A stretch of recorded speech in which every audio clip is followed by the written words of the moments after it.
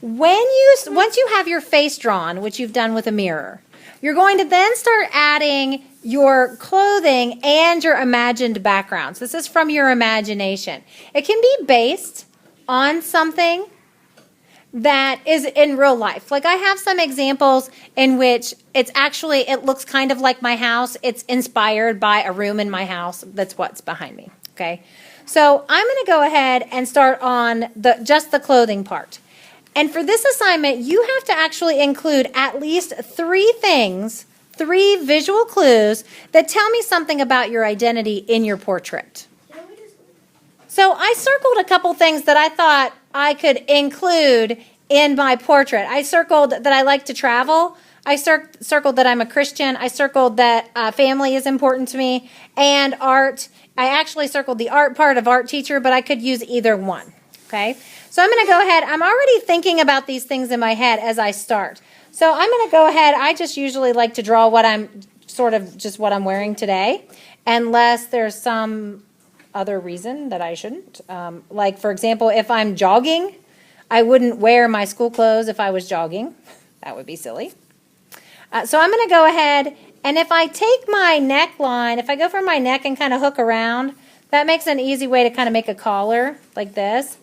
I'll go back later and erase and make it all perfect and wonderful. But for right now, I'm just trying to get what artists call, I'm just kind of getting it roughed in. So I'm just drawing the basic shapes. And I just realized that we don't have our hands drawn in yet. So you may see them, you may not. I'm going to go ahead and draw in my Mona Lisa style hands. So I'm going to have an elbow that's kind of coming back this way so that my hands cross in front of me like this. So this elbow is kind of back. Might see a little bit of the elbow. And that way, if I want to, I can always put something else. Just looking at my shirt. I can put something else in my hand. One of my favorite things to do is to show that I love art by holding something that is artistic. So, maybe I will put, maybe I'll put an art book in my arms. I'm carrying my art book. I'm just going to make it look like a book. And I'm going to write art on it.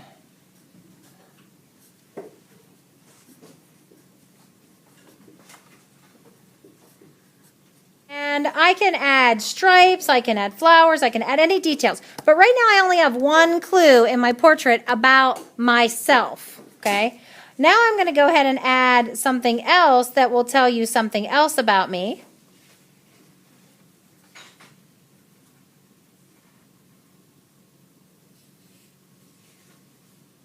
What do you think it means? Okay. Once you have the Mrs. A okay on your background and checking for your 3 identity visual clues, you can go ahead and start outlining in Sharpie. Make sure that the items in your background make sense. They shouldn't just be floating around in the background. We're creating a composition.